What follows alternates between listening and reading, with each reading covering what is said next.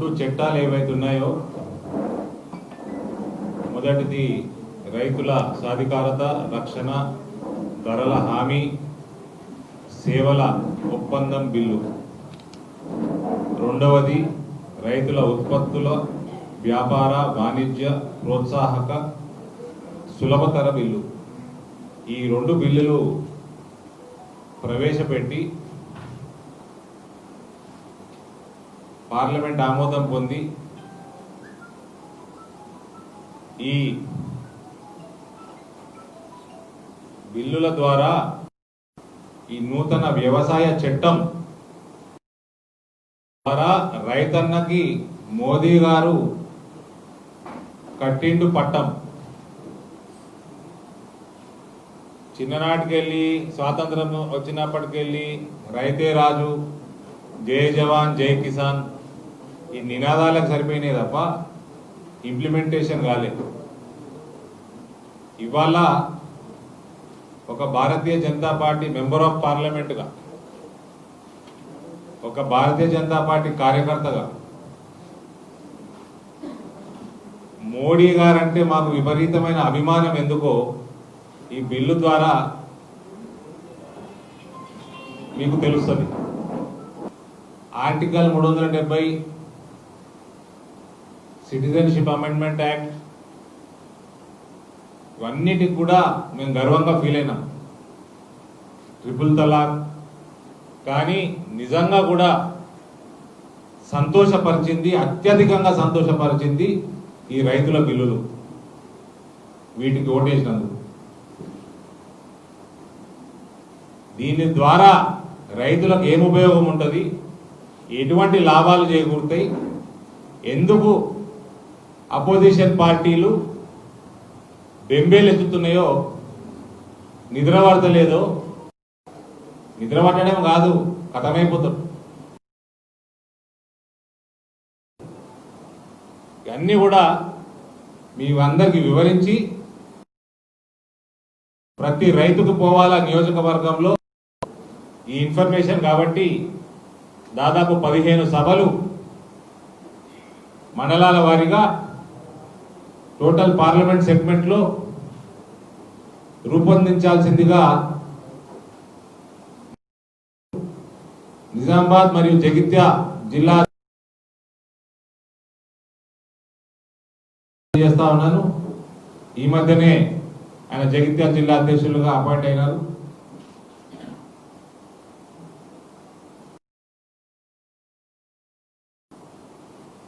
Request చేయడం జరిగింది. వాళ్ళు అక్టోబర్ 2 నుంచి ఆ షెడ్యూల్ ఫైనల్ చేసినారు. మీ అందరికీ పార్టీ ద్వారా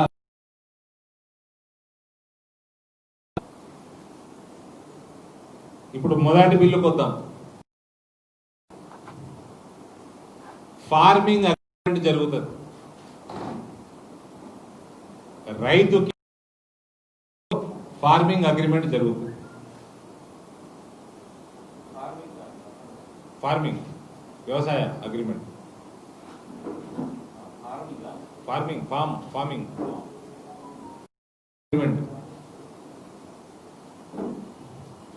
అగ్రిమెంట్ అప్ టు 5 సంవత్సరాల వరకు చేసుకోగలుగుతారు. సంవత్సరం నుంచి ఒక పంట నుంచి 5 సంవత్సరాలు అప్ టు 5 years వరకు చేసుకోగలుగుతారు. దీంట్లో క్వాలిటీ ఏముంటుంది, పెస్టిసైడ్స్ ఫర్టిలైజర్స్ ఏ రకంగా వాడతారు, దాని రెసిడ్యూ ఎంత ఉండాలి, ఫుడ్ సేఫ్టీ స్టాండర్డ్స్ ఏ రకంగా ఉండాలి, మంచి వ్యవసాయ పద్ధతులు ఏ రకంగా పాటించాలి, ఇవన్నీ ఇటువంటివి ముఖ్య అంశాలు అన్నీ కూడా ఇందులో జతపరుస్తారు అగ్రిమెంట్లో. ఆ తర్వాత స్పాన్సర్ అనేవాడు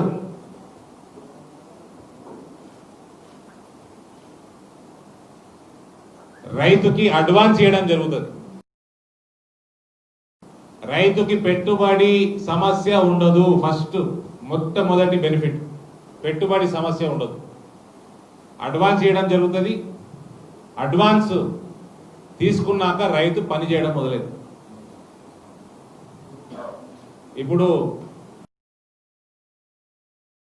బిల్డింగ్లు కడతా ఉంటాం బిల్డ్ సూట్. ఆ కంపెనీ వాడు సాఫ్ట్వేర్ కంపెనీ వాడు పైసలు ఇస్తాడు, అడ్వాన్సులు ఇస్తాడు, దాని తర్వాత బిల్డర్ బిల్డింగ్ కట్టడం స్టార్ట్ చేస్తాడు. అదే రకంగా మనం కాంట్రాక్ట్ ఇస్తాం, మన ఇల్లు కట్టమని కాంట్రాక్టర్కి అడ్వాన్సులు ఇస్తాం కదా, అప్పుడు ఇల్లు కట్టడం స్టార్ట్ చేస్తాడు, వాడు జేబులోకి వెళ్ళి పెట్టండి. రైతుకి పెద్ద సమస్య పెట్టుబడి సమస్య దీని ద్వారా పోతుంది. పంట పండే సమయంలో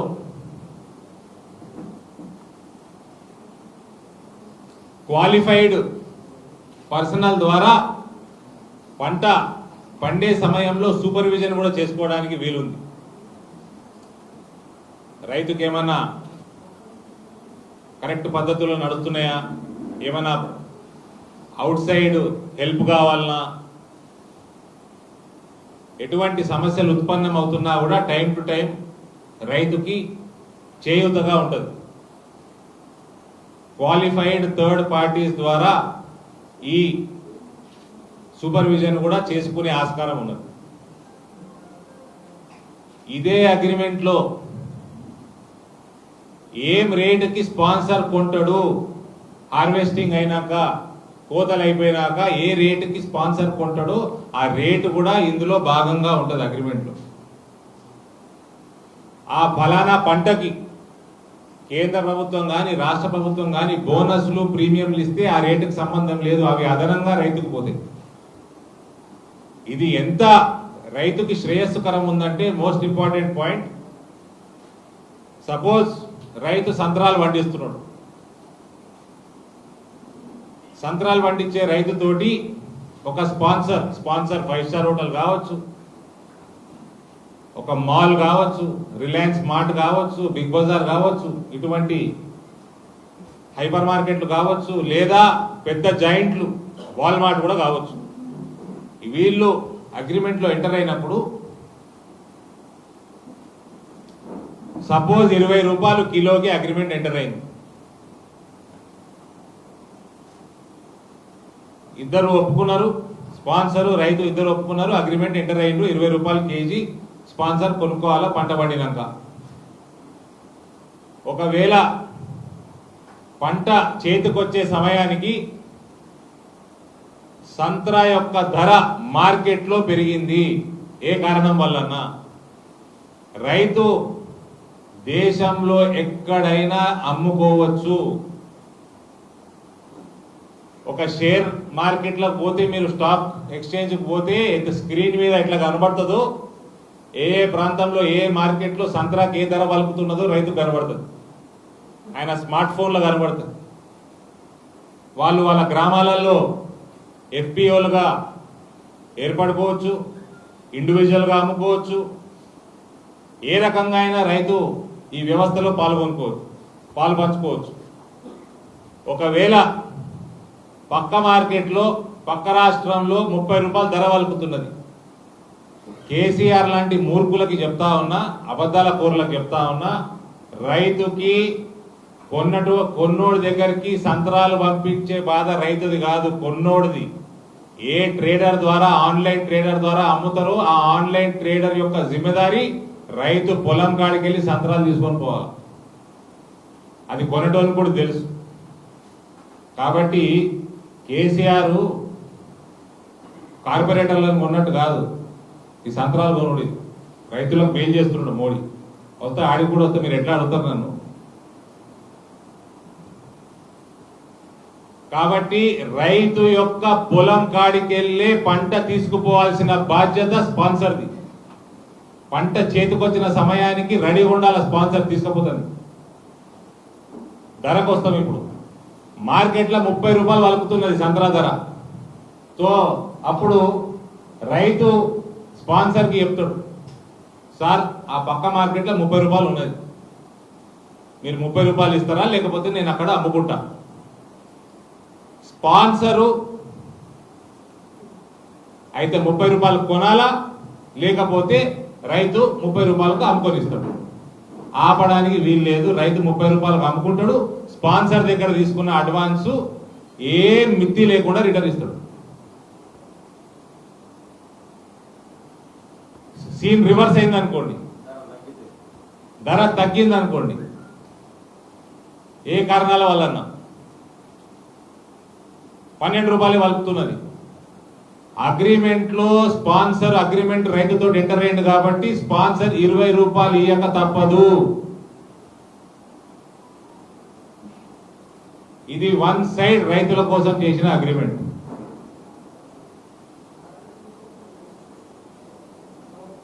ఇప్పుడు మై హోమ్ రామేశ్వరరావు బిల్డింగ్ ఫ్లాట్లు కడతాడు కదా, ఫ్లాట్లు అమ్ముకోనికి తిరుగుతూ ఉంటాడు కదా, మార్కెటింగ్ టీం పెట్టుకొని అమ్ముకుంటాడు కదా, బాగా చెప్తాడు మార్కెటింగ్ ఆయన. ఇప్పుడు ఎవడైనా 5 స్టార్ హోటల్ పెట్టుకున్నాడు, వాల్మార్ట్ పెట్టుకున్నాడు, రిలయన్స్ మార్ట్ పెట్టుకున్నాడు, ఆ రైతు దగ్గర పోవాలా, మా దుకాణం నడవాలంటే సామాన్ రావాలా స్వామి, పోయి టైఅప్లు చేసుకోకుంది ఏదో దుకాణం బంద్. ఇది కంప్లీట్ గా వన్ సైడెడ్ రైతుల కోసం తెచ్చిన బిల్ ఇది.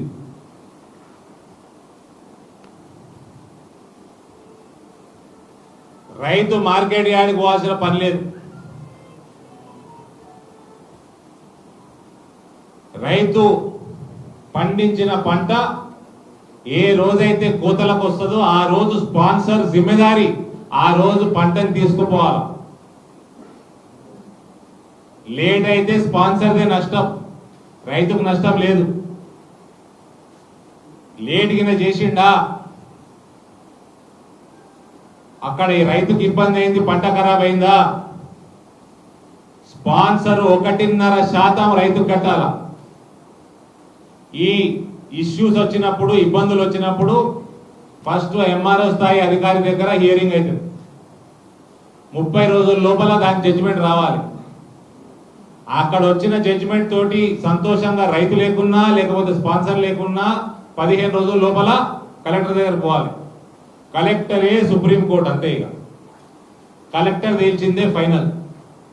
ఒకవేళ రైతుదేమన్నా తప్పు ఉంటే కేసు అయినప్పుడు రైతు కేవలం అడ్వాన్స్ మిత్తి లేకుండా ఏం లేకుండా ఒరిజినల్ అడ్వాన్సే వాపస్ ఇవ్వాలి.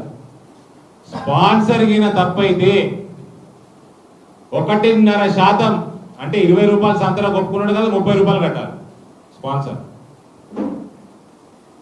ఇది ఎంత వన్ సైడెడ్ అగ్రిమెంట్ ఉందో చూడండి రైతు శ్రేయస్సు కోసం. కాబట్టి టైంకి స్పాన్సర్ పంటను తీసుకుపోవాల్సిన బాధ్యత ఆయనదే. ఇక పోయి మార్కెట్ యార్డ్ బయట 1000 లారీలు ఉంటాయి. ఆ రైతు ఎన్నడూ కొనుక్కోవాలా, ఏజెంట్ అడలాడిస్తున్నాడు రైతుని. ఆడికి వస్తే నేను ఇప్పుడున్న సమస్యలు ఏ రకంగా బెనిఫిట్ అవుతుందో రైతులకు దాని ఆడికి కూడా వస్తాను. పేమెంట్ అడ్వాన్స్ పోను, మిగిలిన పేమెంట్ అదే రోజు పంట ఎత్తిన రోజే సాయంత్రానికి రైతు అకౌంట్లలో చేరాలా. బ్యాంకు హాలిడే ఉండి శనివారమో ఆదివారం ఉంటే తప్ప అదే రోజు పేమెంట్ చేరాల్సిందే. ఆ బాధ్యత ట్రేడింగ్ ద్వారా మార్కెట్లో అమ్ముకున్న ట్రేడర్ది యొక్క బాధ్యత. స్పాన్సర్ అయితే డైరెక్ట్ ఉన్నది, వాళ్ళు ఎట్లా తీసుకుపోతారు, పేమెంట్ ఇస్తారు. ఒకవేళ స్పాన్సర్ లేకుండా ట్రేడర్ బయట మార్కెట్లో అమ్మితే ట్రేడర్ యొక్క జిమ్మెదారి, పంటను తీసుకుపోవాల్సిన జిమ్మెదారి ట్రేడర్దే. సేమ్ డే రైతుకు పేమెంట్ రావాల్సిన జిమ్మెదారి కూడా ట్రేడర్దే. అటు ఇటు అయితే ట్రేడర్ది లైసెన్స్ క్యాన్సిల్ అవుతుంది.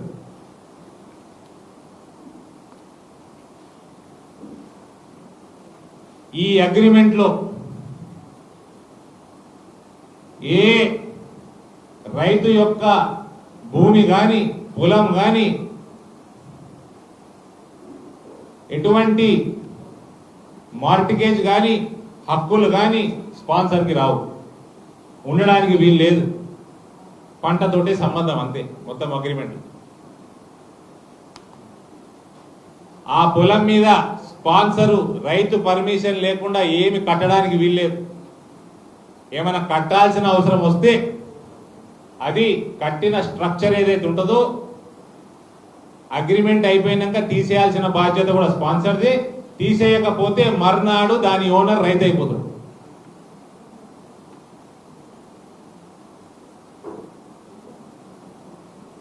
అన్నిటికంటే మరి ఇంకా ఇది కూడా ఇంపార్టెంట్ విషయం, ఫోర్స్ మెజ్యూర్. డ్రాట్ వచ్చినా, అకాల వర్షాలు వచ్చినా, తుఫాన్లు వచ్చినా, కరువు వచ్చినా, కరోనా లాంటి పాండమిక్లు వచ్చినా, ఎటువంటి పురుగులు వచ్చినా, దోమకాటు, వివిధ రోగాలు వచ్చిన పంటకి పంట నష్టం అయితే స్పాన్సర్ యొక్క జిమ్మెదారి ఇన్సూరెన్స్ చేయించుకొని పెట్టుకోవాలి. రైతుకు నష్టం అవడానికి వీల్లేదు. ఇన్సూరెన్స్ అనేది కంపల్సరీ. మన బండి కొంటే ఇన్సూరెన్స్ లేకుండా బండి షోరూంలోకి వెళ్ళి బయటికి రాదు కదా, పంట కూడా పొలంలోకి వెళ్ళి బయటికి రాదు. Insurance compulsory. దీంట్లో రాష్ట్ర ప్రభుత్వంతో ఏం పని లేదు. అది బాధ. మార్కెట్ యార్డ్లు తీసేయమని ఈ బిల్లులో ఎక్కడా లేదు. రైతు మార్కెట్ యార్డ్ పోయి కూడా అమ్ముకోవచ్చు కావాలంటే. మార్కెట్ యార్డ్ తీసేయాలని ఎక్కడా లేదు.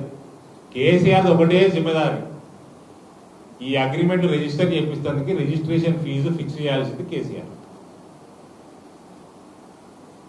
కేసీఆర్ మంచోడు, కేసీఆరే పెద్ద రైతు కాబట్టి ఫీజు ఏం పెట్టడని నేను అనుకుంటున్నా. పెట్టినా రైతుకు పెట్టొద్దు, స్పాన్సర్ కూడా పెట్టొద్దు. స్పాన్సర్ ఫీజు నీకు కడితే అది ఎండ్ యూజర్ మీద నెత్తి మీద మోపుతాడు. మనం అందరం తింటాం, కొనుక్కొచ్చుకుంటాం కదా, వాల్మార్ట్ పోతే కొనుక్కొచ్చుకుంటే ఆ కట్టిన ఫీజు మన మీద ఎత్తడం వల్ల. కాబట్టి కేసీఆర్ని కోరుకుందాం, ఆయన చాలా పెద్ద రైతు.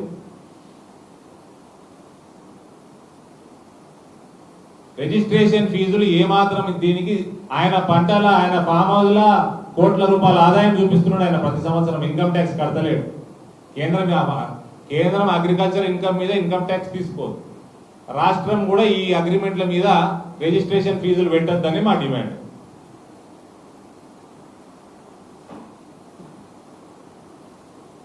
ఇక ఏదన్నా సమస్యలు ఉత్పన్నమై స్పాన్సర్కి రైతుకి మధ్యలో కేసు అయితే ఏ రకంగా 75 రోజులు, మా అంటే 90 రోజుల లోపల ఫైనల్ జడ్జిమెంట్ మనకి డిస్ట్రిక్ట్ కలెక్టరే సుప్రీంకోర్టు.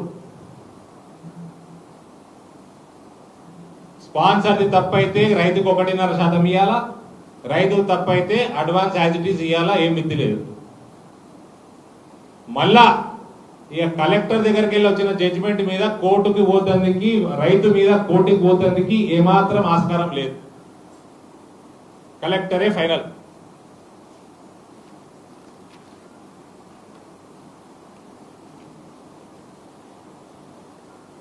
ఎంత పెద్ద ఇబ్బంది అయినా రైతుకి, ఎంత పెద్ద తప్పు రైతు చేసిండు కూడా అనుకుందాం, రైతు యొక్క పొలం మీద ఏమాత్రం నయా శాతం హక్కు స్పాన్సర్కి ఉండదు.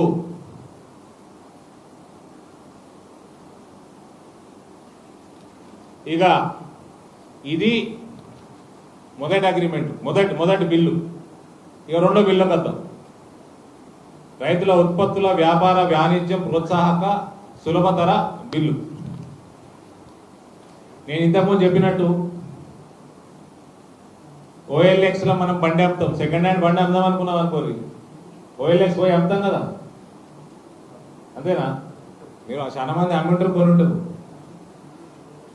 ఎవరు ఎక్కువ పాట పాడితే ఆన్లైన్లో అలాగ అమ్ముతారు, అంతే కదా. అలా వచ్చి ఇంటికాడికి వెళ్ళి వచ్చి తీసుకుపోతాడు. రైతు పంట కూడా దేశంలో ఎక్కడన్నా అమ్మొచ్చు. ఇంటర్నేషనల్ మార్కెట్ కూడా రైతుకు ఓపెన్ ఉన్నది. మనం పసుపు ఇప్పుడు ఎగుమతి చేస్తున్నాం నిజామాబాద్కి వెళ్ళి. పసుపు రైతులకి మోస్ట్ బెనిఫిషియల్ బిల్లులు ఇవి.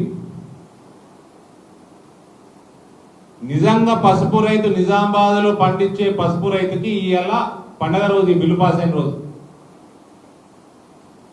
ఏ రకంగా కూడా చెప్తా నేను. సో ఓపెన్ మార్కెట్లో అమ్ముతున్నారు. కొన్నోడిదే బాధ, పొలం కాడికి వెళ్ళి పంట తీసుకుపోవాల్సింది. ఇంతకుముందు చెప్పినట్టు ట్రాన్స్పోర్టేషను, సంచులలో నింపుడు. ఇప్పుడు ఎన్ని బాధలున్నా నాయన. వరి రైతున్నాడు, ఆ గవర్నర్ కేసీఆర్ ప్రొక్యూర్ చేస్తే పండగ, ఆ ప్రొక్యూర్ చేయకపోతే నానా తంటాలు. ప్రొక్యూర్ ఎన్నటి చేస్తాడో తెలియదు, తరగతి చేస్తాడో తెలియదు, ఆ సంచులు టైంకి ఇయ్యడు. ఆ ఏజెంట్లు సంచులు పంపుతున్నారు, 10 రూపాయలు కిరాయి తీసుకుంటున్నారు రైతు దగ్గర. మళ్ళీ పొలం కాడ ప్రొక్యూర్మెంట్ సెంటరు, పొలం కాడ లోడింగు, ఆడ అన్లోడింగు, మార్కెట్ యార్డ్లో అన్లోడింగు, లోడింగ్ ఛార్జులు, అన్లోడింగ్ ఛార్జులు. మళ్ళీ అన్లోడింగ్ చేసి కుప్ప పోతారు మార్కెట్ యార్డ్లో. ఆ కుప్ప ఓసుడు తీసేటప్పుడు 1% వేస్టేజ్, మళ్ళీ మార్కెట్ యార్డ్కి 1% ఫీజు కట్టాలి, కమిషన్ ఏజెంట్కి 2% కమిషన్ కట్టాలి, మళ్ళా ఆడు టైంకి ఆ రోజు పేమెంట్ ఇస్తారా ఇయ్యడు, రైతు అడుక్కోవాలి ఆ పేమెంట్. 30 రోజులకు రాపో, 45 రోజులకు రాపో, నాకు కరోనా వచ్చింది, నేను 4 రోజులు క్వారంటైన్లో పోతున్నా, రైతు రావాలి. ఇక మళ్ళా సేమ్ డే రైతు అడిగితే ఓడిస్తాడా పైసలు సేమ్ డే, నీకు సేమ్ డే కావాలంటే నాకు 2 రూపాయలు మిత్తి పడుతున్నది బయట, ఆ మిత్తి కట్ చేసుకొని ఇస్తాడు. కమిషన్ ఏజెంట్ కమిషన్ 2% మిగిలే, మార్కెట్ యార్డ్ 1% మిగిలే, మిత్తి 2% మిగిలే, ఈడనే 5% బెనిఫిట్ కనబడుతున్నది. ట్రాన్స్పోర్టేషన్ ఆర్మూర్కి వెళ్ళి మార్కెట్ యార్డ్కి తీసుకురావాలి, ట్రాన్స్పోర్టేషన్ పైసలు మిగిలే, మళ్ళీ ట్రాన్స్పోర్టేషన్ ఎత్తే కొంటడా ఆడ బయట మార్కెట్ యార్డ్ బయట 1000 లారీలు ఉంటాయి. సాయంత్రం అవుతుంటే మళ్ళీ లారీడు మళ్ళీ రేపటి కిరాయి కూడా వేస్తా, ఎక్స్ట్రా కిరాయిలు వేస్తా, ఆ టెన్షన్ రైతు. లోడింగ్ అన్లోడింగ్ హమాలి ఛార్జెస్ మిగిలే. అయినాక సాయంత్రం కాగానే అన్లోడింగ్ 1000 లారీలు ఎట్లా అన్లోడ్ అవుతాయి సార్? కావు. మళ్ళా రైతుకి టెన్షన్ పెడతాడు. ఇదంతా కోటరీ నడుస్తున్నది ఇన్నేళ్ల నుంచి, నెక్సస్ రైతులు ముంచుతున్నారు. మళ్ళా వాపస్ తీసుకుపోవాలి, లేదా ఆడు ఏజెంటు ఇగో ఈ బయట లారీలు చూస్తున్నావు కదా, ఈ రేటు ఇవ్వగలుగుతా నేను ఇవ్వాల, నీ ఇష్టం అంటే కర్మ కొద్దీ పాపం రైతు ఇబ్బందులు ఉన్న రైతు అయితే ఇచ్చేస్తాడు. మళ్ళీ ఇచ్చేటప్పుడు నీ పసుపులో ఇంత మాయిశ్చర్ ఉన్నది, తేమ ఉన్నది, ఎక్కువ ఉన్నది, ఇంతే ధరిస్తా అంటాడు. అరే తేమ ఆరబెట్టుకుంటా అంటే మార్కెట్ యార్డ్లో జాగ కూడా లేకపోయి, ఒక రోజు 2 రోజులు ఆరబెట్టుకుని ఇస్తామంట, అది కూడా సౌకర్యం లేదు ఇక్కడ.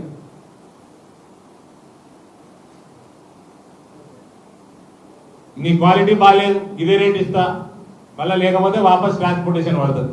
ఇవన్నీ బాధలు, ఇవన్నీ ప్రెషర్ బిల్డింగ్ టాక్టిక్స్ సంవత్సరాల కొద్దీ నడుస్తూ ఉన్నది. ఇవన్నీ బాధలు రైతుకు ఉండవు, ఈ పైసలన్నీ రైతుకు మిగులుతాయి.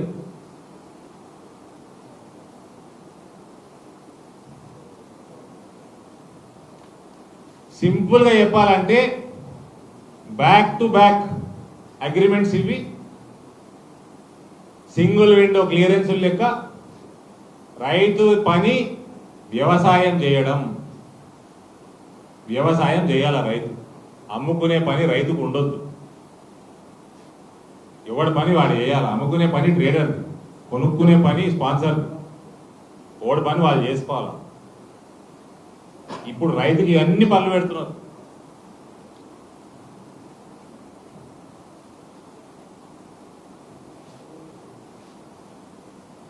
పక్క రాష్ట్రంలో అమ్ముకుంటాం. ఏ రాష్ట్రంలో నేను కన్యాకుమారి వాడు కాశ్మీర్లో అమ్ముకొని మధ్యలో ఎన్ని రాష్ట్రాలు వస్తే ఏ రాష్ట్రం కూడా సెస్సులు ట్యాక్సులు విధించడానికి వీలు లేదు, ఏ మార్కెట్ యార్డు ఫీజులు కలెక్ట్ చేయడానికి వీలు లేదు.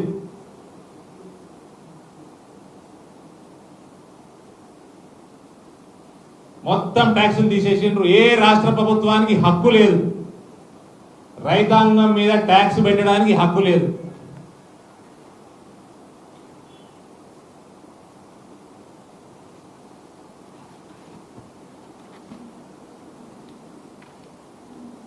బ్రహ్మాండమైన market intelligence system, price information రైతులకు తెలుస్తుంది. ఒక బ్రహ్మాండమైన వ్యవస్థ ప్రభుత్వం తీసుకురాబోతున్నట్టు ఈ బిల్లులో ఉన్నది. ఇంటర్నేషనల్ మార్కెట్ ఏంది, నేషనల్ మార్కెట్ రేట్ ఎంత, ఏ రాష్ట్రంలో ఏ రేట్ వలుకుతున్నది, ఏ క్వాలిటీకి ఎక్క రేట్ వస్తున్నది తెలుసుకుంటే నెక్స్ట్ ఇయర్ రైతు మార్చుకుంటాడు కదా. పద్ధతులు ఏ పద్ధతులు పాటిస్తే రేట్ ఎక్కువ వస్తున్నది, టోటల్ అవగాహన కల్పించే సిస్టమ్ రైతుకి రాబోతుంది.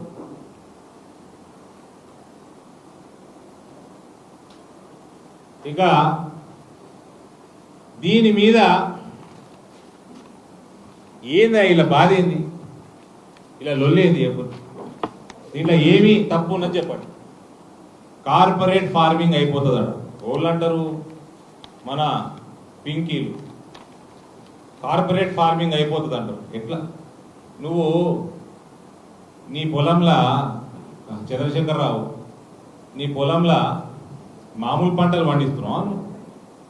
నీ టైఅప్ పార్కయాప్ తోటి లేదా, నీ టైఅప్ ఫోరం మాల్ తోటి లేదా, నీ టైఅప్ రిలయన్స్ వాళ్ళతో లేదా, నీ ఆస్పరాగస్, అవకాడో, లెట్యూస్, జింజరు, రకరకాల క్యాప్సికమ్లు, బ్యాక్ టు బ్యాక్ అరేంజ్మెంట్స్ లేవా నీకు?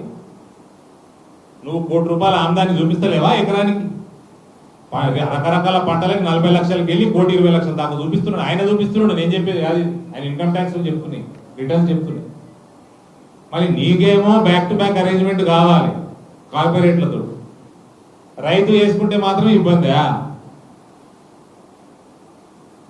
మోడీ గారు రైతు కోసం అటువంటి అరేంజ్మెంట్ చేస్తే నీకు ఇబ్బంది వచ్చినా? అది ఏంటికి వచ్చిందో కూడా చెప్తా,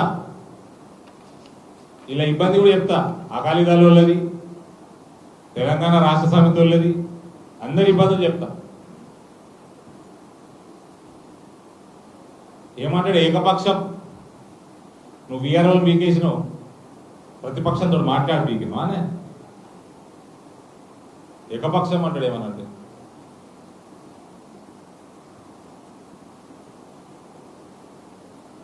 ఇక ఇలా వచ్చిన బాధ ఎందుకంటే మన కల్వకుంట్లో ఏం చేస్తున్నారు ఇప్పుడు? ఫస్ట్ ఏమో ఏఎంసీ ఫీజు వాయ్, మార్కెట్ యార్డ్ ఫీజులు వాయ్, స్టేట్ గవర్నమెంట్ రెవెన్యూ వాయ్. ఈ బర్డన్న దోళ్ళ మీద పడుతున్నది 10,000 కోట్లు మీ నెత్తి మీద పడుతున్నది. అయితే తినటం నెత్తి మీద పడుతున్నది, లేకపోతే పండించటం నెత్తి మీద పడుతున్నది. ఈ ఇద్దరు నెత్తి మీదే పడుతున్నది. ఏజెంట్ల మీద పడతలేదు, ముఖ్యమంత్రి మీద పడతలేదు. ఇంకా 10,000 కోట్లు మళ్ళీ ముఖ్యమంత్రి అటు కాళేశ్వరం మళ్ళీ ఇచ్చి అలాగే 20% కమిషన్ మింగుతాడు. అది వాయ్. రెండోది, ఇవాళ మక్క కొనుగోలు కేంద్రాలు పెట్టిండా? రైతులు డెస్పరేట్ చేస్తారు అన్నాడు. ఇట్లా కొనుగోలు కేంద్రాలు టైంకి కొనుగోలు చేయకుండా రైతులు డెస్పరేట్ చేస్తారు. తరుగు వాడితే మాట్లాడ కూడా చేస్తారు. రేట్ ఏది ఇచ్చినా మార్కెట్ ఏజెంట్లతో కుమ్ముక్కు అవుతారు వీళ్ళు. ఏం రేట్ ఇచ్చినా రైతు అమ్మేసుకోవాలి, ఖరాబ్ అయిపోతుంది, పంట వర్షం అవుతుంది, పచ్చిగా అయిపోతుంది, మళ్ళీ టార్పాల్ నీళ్ళు ఇయ్యరు. ప్రెషర్ టాక్టిక్స్ ఇవన్నీ అయిపోయినాక కొనుగోలు చేసిండు మక్క. 1,850 రూపాయలు ఉన్నది మినిమం సపోర్ట్ ప్రైస్. రైతుకైతే 1850 వస్తుంది. మోడీ గారు చెప్పిండు ఇవ్వాల్సిందే అని ఇచ్చుడే తీసుకుపోతారు. మార్కెట్ లాట్లల్లో వేసి అమ్ముతుంది. అంతేనా? పాటలు పాడిపిస్తారు. మన రాష్ట్రంలో ఎక్కడ లేని క్వాంటిటీ ఉంటుంది. ఒక లాట్ క్వాంటిటీ 69,000 మెట్రిక్ టన్నులు ఒక లాట్. ఈ నెల రామేశ్వరరావు ఉంటుండే రావాలి పాటవాడికి, చిన్న లోడ్ రాడి అంటే 70,000 మెట్రిక్ టన్ను. రామేశ్వరరావు వాళ్ళ దోస్తేనే. అసలు వాళ్ళు వస్తారు పెద్దోళ్ళు, చిన్నోళ్ళు అందరూ గాయం. ఎలిజిబులే కాడు. ఏం చేస్తారు? 1,350కి అమ్ముతారు. ఒక దిక్కేమో మక్కకి ప్రపంచవ్యాప్తంగా డిమాండ్ పెరుగుతున్నది, మన పోల్ట్రీలో డిమాండ్ పెరుగుతున్నది. ఇక్కడ దేశంలో ఈ సంవత్సరం, పోయిన సంవత్సరం ఎగుమతి చేసినాం, ఈ సంవత్సరం డిమాండ్కి సరిపడా ఉత్పత్తి లేదు కాబట్టి ఇంపోర్ట్ చేస్తున్నారు ఈ సంవత్సరం. ఇంతుండగా మక్క వేయొద్దు, ప్రొక్యూర్ చేయం. 1,350కి తీసేసుకుంటారు ఆడ మార్కెట్లో అమ్మినప్పుడు. 500 నష్టం. ఓళ్ళకి నష్టం, కేంద్ర ప్రభుత్వం రాష్ట్ర ప్రభుత్వానికి నష్టం. కేంద్ర ప్రభుత్వం ఎంత భర్తీ చేయాలో భర్తీ చేస్తారు. ఆడు కొన్నోడు పోతాడు బయట మార్కెట్లో 2,500 అమ్ముకుంటాడు. డిమాండ్ ఉన్నది మార్కెట్లో.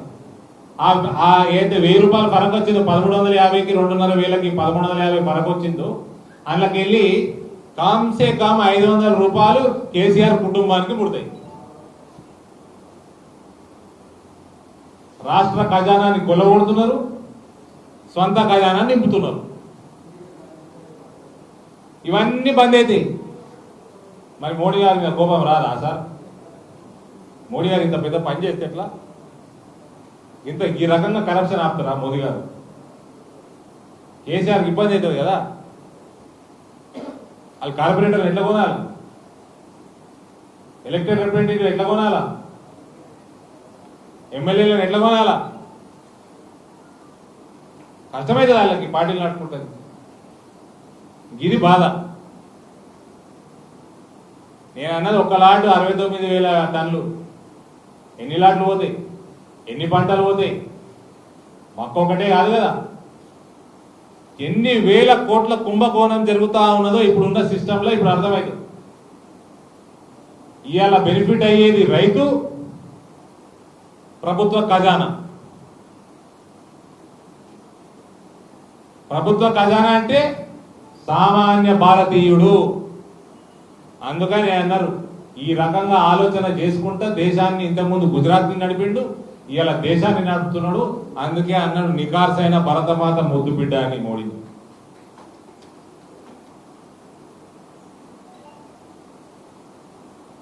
ఇక పంజాబ్ హర్యానాలో మండీ సిస్టము బ్రహ్మాండంగా ఆడ సక్సెస్ఫుల్ ఉండే. ఏజెంట్లు నడిపే సిస్టమ్. ఆడ ప్రభుత్వానికి 5,000 కోట్లు సంవత్సరానికి పైసలు ఇస్తారట. ఇప్పుడు నేను మార్కెట్ సిస్టమ్ చెప్పినా కదా, ఆ రకంగా ఇళ్ళకి వచ్చినట్టు ఆడ గ్యారెంటీ 5,000 కోట్లు ఇస్తారట. మళ్ళీ ఆడ లోకల్ పార్టీలకు ఇబ్బంది అవుతుంది కదా, అవి కట్ అయిపోయాయి. అవి రైతుకు మిగులుతాయి, ప్రజలకు మిగులుతాయి ప్రభుత్వాల ద్వారా. ఇంత లీకేజ్ ఉన్నది దేశంలో. అందుకనే కరప్షన్ ఈ రకంగా పెరిగింది ఇన్నేళ్ళు. మరీ ఘోరమే. ఈ గోన సంచికి 10 రూపాయలు కిరాయి తీసుకుంటారట. హమాలీలో పోనీ సరే, గోన సంచికి కిరాయి తీసుకున్నాడు. మరి ఎంఎస్పి ఉండదు, బాజాబ్తా ఎంఎస్పి ఉంటుంది, దాని ఎటువంటి చేంజెస్ లేవు. నెక్స్ట్ ఇయర్ ఎంఎస్పీలు ఎట్లా జరుగుతున్నాయి కూడా రిలీజ్ చేసిండు మోడీ గారు.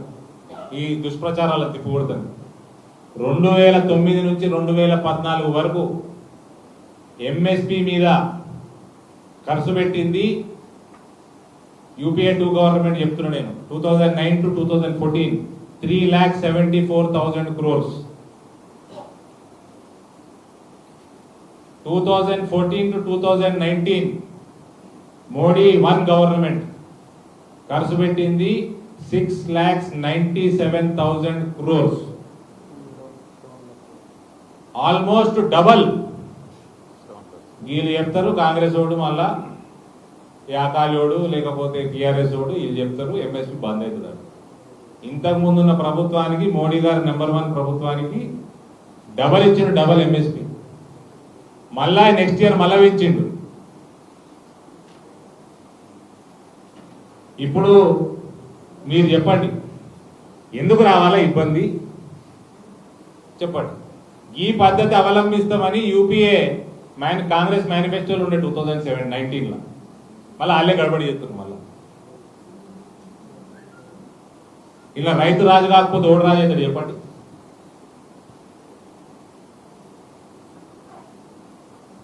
ఈ విషయాలు క్వశ్చన్లు రాదు, నాకు రాలేవు క్వశ్చన్లు. There is nothing to question in this bill. It is completely one-sided, farmer-oriented bill. ఈ విషయాలు ప్రతి రైతుకు చేర్చాల్సిన బాధ్యత మాది. ఈ స్టేజ్ మీద కూర్చున్న వాళ్ళందరిది, బయట ఉన్న కార్పొరేటర్లు, ఎంపీటీసీ, జెడ్పీటీసీలు, బీజేపీ కార్యకర్త, ప్రతి కార్యకర్త. ఇక ఇట్లా అయిపోయినాక రైతుకి టీఆర్ఎస్ పార్టీకి విడాకులు అయిపోతుంది కదా, గది బాధ. శాస్త్రి సార్ అర్థమవుతుంది కదా, విడాకులు అయిపోయాయి. ఏం పని కేసీఆర్ తోడు, ఏం పని లేదు. తెగదెంపులు అయిపోయాయి. ఇందుకు మోడీకి అభిమానం, మోడీ సీట్లు పెరుగుతాయి, మోడీ పార్టీ బలపడుతుంది, మోడీకి భక్తులు ఎక్కువైతారు. ఆ భక్తులు నీ పార్టీని ఖతం చేస్తారు. మండల వెంకటేశ్వరరావు, సురేష్ రెడ్డి, డి శ్రీనివాసు వీళ్ళని తీసుకపోతేనే ఏం కాకపోయా, లొట్ట పీస్ అయింది. కార్పొరేటర్లు పోతే ఏమవుతుందా? నువ్వు లఫంగా ముఖ్యమంత్రివి, లఫంగాతనం ఆపు. 7 సంవత్సరాలు అవుతుంది ముఖ్యమంత్రి. సిగ్గు శరం మానం ఉన్నదా? జర హుందాతనం ఉన్నదా? మనిషి పుట్టికనేనా నీది? నువ్వు ముఖ్యమంత్రివి రాష్ట్రానికి, నీ బిడ్డది ఎలక్షన్, సునాయాసంగా గెలిచే ఎలక్షన్, దాంట్లో కూడా పోయి లక్షల లక్షలు గుమ్మరించి కార్పొరేటర్లు ఉంటావు అంటే నువ్వు ఆ గల్లీ ప్రజలను కొట్టా అంటుకుంటావా? ఈ నాయకుల పేర్లు, ఆ 3 నాయకుల పేర్లు చెప్తేనే ఏం కాలేదు. ఏమైందే? కార్పొరేటర్లు వద్ద ఏమైతుంది? పోయినసారి 6 ఉంటే బీజేపీకి 5 తీసుకున్నారు. ఇందూరు ప్రజలు ఏం చేసిండ్రు? 28 చేసిండ్రు. 28 చేసిరు కదా శాస్త్రి సార్, అంతే కదా. ఈసారి కొందరు తీసుకుంటాడు. 28 ఏమవుతుంది? 28 90 ఎమ్మెల్యేలు అవుతుంది. రాసి పెట్టుకోండి. 90 ఎమ్మెల్యేలు అవుతుంది. బిడ్డ నువ్వు నీ కొడుకు అందరికి జైలుకు పోకపోతే నా పేరుగా ఏడిపోతే అనుకున్నావు. 1000 కోట్ల రూపాయలు దాచిపెట్టుకోనికి జాగ్రత్త ఉండదు. నీతో అసోసియేట్ అయిన బిజినెస్ వాళ్ళు కూడా వణుకుతున్నారు. ఇప్పుడు వాళ్ళకి సంబంధించిన ఛానళ్ళలో అరవింద్ పేరే రావద్దట. మంచిగా చెడుగా ఏం రాగానే రావద్దట. నేను ఒక ప్రెస్ మీట్ పెడితే 23 నాడు మే తప్పులు చేయకుండ్రి, మీడియా న్యూట్రల్ గా నడపండి, బ్రహ్మాండమైన బిల్లులు వస్తే చూపించండి, తప్పులు చేస్తే వ్యతిరేకించండి. అమ్ముడు పోయిన జర్నలిజం చేయకండి. ఇబ్బంది బాస్కి వస్తుంది. మళ్ళా ఈ బిల్లుని ప్రాపగేట్ చేయాల్సిన బాధ్యత ప్రతి నికార్సైన జర్నలిస్టు. ఇలా రైతులు పాపం పంట వండిస్తానికి నానా తిప్పలు పడతారు. ఎండనగా వాననగా నానా తిప్పలు పడకుండా బిక్కు బిక్కు బిక్కుమని పండించినాక మంచి పంట చేతికి వచ్చినాక అమ్ముకునే వారికి వీడు ప్రొక్యూర్ చేస్తాడా అని కాలేయాల పడాలా? ఎమ్మెల్యే గాని, ఆ మంత్రిది, ఆ ముఖ్యమంత్రిది, ఆ ఫామ్ హౌస్లకు ఎన్నడెళ్తాడు, ఎన్నడ పని చేస్తాడో? బిక్కు బిక్కు బిక్కుమని ఆయన వర్షం పడితే నాశనం. మళ్ళీ ఏజెంట్ దగ్గర పోతే ఆ ఏజెంట్ ఏడిపిస్తాడు, లారీవాడు ఏడిపిస్తాడు, హమాలీవాడు ఏడిపిస్తాడు. ఏది బాధలేంది రైతుకి? ఇందుక పంటలు పండిస్తే మనకు అన్నం పెడుతున్నాడు రైతు.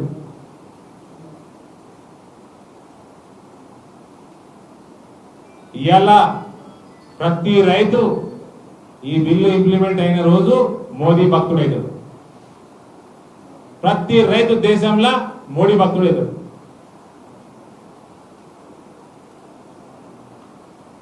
ఏ ప్రభుత్వాలతో పని లేదు, ఏ యంత్రాంగాలతో పని లేదు. పసుపు బోర్డు గురించి అడిగిండ్రు. నేను చెప్పినప్పుడు పాత వ్యవస్థలు పోవాలి అని చెప్తున్నారు, కొత్త వ్యవస్థలు వస్తున్నాయని చెప్తున్నారు. ఇవాళ పసుపు రైతుకి అమ్ముకోవడానికి ఇంటర్నేషనల్ మార్కెట్ ఓపెన్ అవుతున్నది. తీసుకుపోవడానికి రైల్వేలు సిద్ధం ఉన్నాయి. ఇప్పుడు మేమందరం ఏం చేస్తాం?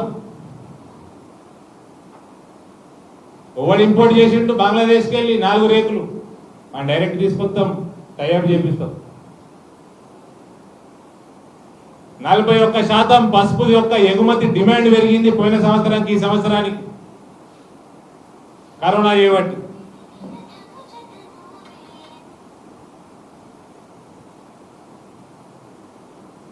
ప్రతి ఒక్కరికి తెలిసిపోయింది ప్రపంచంలో కూరలో ఇంత పసుపు వేసుకోవాలని. ఇవాళ సస్తున్నారు ఎందుకు? కరోనా వచ్చి లంగ్స్ లో ఇన్ఫ్లమేషన్ వచ్చి చనిపోతున్నారు. పసుపు anti inflammatory, anti cancer, anti tuberculosis, immunity booster. ఇవాళ నెంబర్ 1 మందు ఏమన్నా ఉన్నదంటే కరోనాకి చిన్నప్పటికెళ్ళి పసుపు వేసుకొని తింటాం కాబట్టి మన దగ్గర డెత్ రేటు ప్రపంచం మొత్తంలో మన దగ్గర తక్కువ ఉన్నది. ఇది ప్రపంచంలో ప్రతి ఒక్కరికి తెలిసిపోయింది. ఏ దేశం కూడా అందరు ఏడికెళ్ళి ఇంపోర్ట్ చేయాలా? 80% ఉత్పత్తి భారతదేశంలో అయితే పసుపు. ఇలా డైరెక్ట్ వస్తుంది వీడికి. దాన్ని సులభతరం చేయాలా? గవ్వింటికి ఎవడన్నా వచ్చి ప్రాసెసింగ్ యూనిట్ పెట్టుకుంటాం, నందిపేటలో ప్యాకేజింగ్ యూనిట్ పెట్టకుంటే ఆని పిక్క తినకుంటే సారీలు ఈ టీఆర్ఎస్ వాళ్ళు. మళ్ళీ వస్తున్నది కేఎస్టీ ట్యాక్స్ డైరెక్ట్గా వీక్ పడితే ఇండైరెక్ట్గా వస్తున్నది. అంతేమా మొత్తానికి తీసి బయట బొందలేసి తొక్కుతారు ప్రజలు. వస్తే ఏ ఫరక్ పడదు, వస్తే బీజేపీకి మంచిదే. టీఆర్ఎస్లకు చెడు వస్తుంటే బీజేపీకి మంచిదే కదా.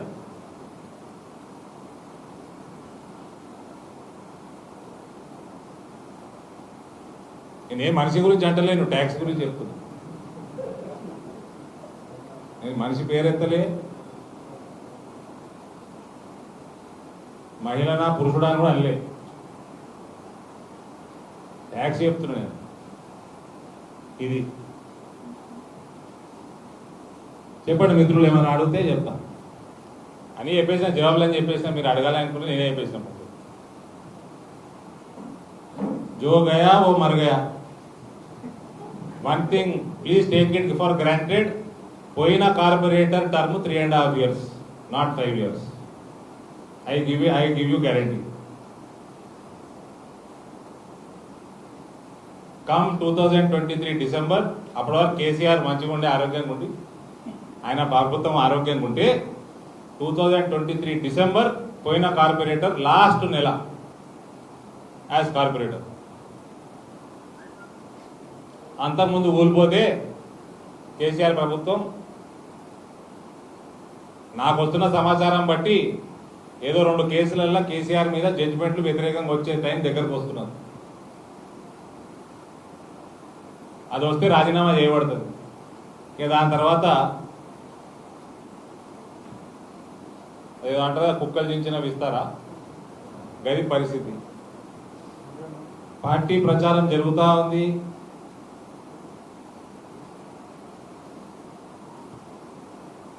ఎమ్మెల్సీ ఎన్నికలు అభ్యర్థి మీద కూడా విపరీతమైన ప్రెషర్ చేశారు టీఆర్ఎస్ వాళ్ళు, అభ్యర్థి పెట్టొద్దని. నీ అబ్బాయి పార్టీకి ఇంతరా నాయన, చిటికనీరంతా కూడా ఉండదు బీజేపీ ముందర. నువ్వు కూడా బెదిరిస్తే ఎట్టరా నాయన. ముఖ్యమంత్రికి చిన్నోడినైనా సలహా ఇస్తున్నా, లఫంగా పనులు బంద్ చేయి, ఓ ఉందాతనం నేర్చుకో, కొనుడు బంద్ చేయి. నువ్వు కొనేది ఏ పైసలతో ప్రజలకు తెలియదా? ఇందూరు ప్రజలకు తెలియదా? ఇందూరు ప్రజలు ఓడి ముఖం చూసి వేయలే, కాషాయం కోసం వేసిండ్రు, మోడీ మీద అభిమానంతో వేసిండ్రు, కమలం పువ్వు మీద ప్రేమతో వేసిండ్రు. ఓడి ముఖం చూసి వేయలే ఇందూరు ప్రజలు. నువ్వు ఈ లఫంగతనం చేసి ఇందూరు ప్రజల సెల్ఫ్ రెస్పెక్ట్ని దెబ్బతీస్తున్నావు. మాకు ఏం కాదండి, చెప్పినా కదా, మండ వెంకటేశ్వరరావు సురేష్ రెడ్డి పోతేనే, డి శ్రీనివాస్ పోతేనే ఏం కాలే, కార్పొరేటర్ పోతే ఏం కాదు. 628 అయింది, 28 90 ఎమ్మెల్యేలు అయింది. ఆపే ప్రయత్నం చేయమంటే నన్ను ఏం చేయమన్నా, పైసలు ఇవ్వమన్నా, నా లేవు. కేటీఆర్ ఏమన్నా, కేటీఆర్ దగ్గరికి వెళ్ళి ఇంపి పైసలు నేను వీళ్ళకి ఇస్తా. ఏం చేయమన్నారు నన్ను ఆపే ప్రయత్నం అంటే? ఏముందండి, పోయినవాడికి పైసలు ఇస్తే మళ్ళీ వస్తాడు, గయ్యే పైసలు కదా. లేదా అలా సార్ని బొక్కలేస్తే మళ్ళీ వస్తాడు. Matter of time. There is no impact. Impact will be positive for BJP. History says it, not Arvind. ఇది మున్సిపల్ చట్టం లేదు, ఇంప్లిమెంట్ చేస్తా అన్న ఇది చేయనియరు. కాబట్టి మాకు కూడా పోయిన వాళ్ళు పాపం దేనికి ఆశపడిపోయినరు, కక్కుర్తి ఎందుకు పడ్డరు, భార్య ఏం సొమ్ములు కొనిమన్నదు, పోయిండ్రు, వాళ్ళని ఏం అంటలేము. దెబ్బ పడితే టీఆర్ఎస్ పార్టీ మొత్తం కథం కావాలి, కొడితే కసుంటే దెబ్బ కొట్టాలని మాకు కోరిక ఉంటుంది. ఈ చిన్న చిన్న అన్నీ we ignore that. No impact to the party, it's only positive impact. ప్రజలు గమనిస్తున్నారు. ఇందూరు ప్రజలు ఎందుకు ఓటు వేసిండ్రు మీకు తెలుసు, నాకు తెలుసు, ఇందూరు ప్రజలకు తెలుసు. మూర్ఖత్వం. కేసీఆర్ ఒక పెద్ద మూర్ఖుడు, ఓ లఫంగా, ఓ లంగా. సింహాసనం మీద కుక్కను కూర్చోబెడితే అది బోబో అంటది, గదే టైపు ఉన్నాడు కేసీఆర్. ఇంకా చిల్లర పనులు 80లలో చేసిన చిల్లర పనులు ఎమ్మెల్యేగా అవి పోతలేవు, బుద్ధులు మాతలేడు ఆయన. లారీలను ఆపుకుంటా, సిద్దిపేట రోడ్ వాడిన పైసలు ఇవ్వమని గదే గదే బ్యాచ్ ఉన్నది ఇంకా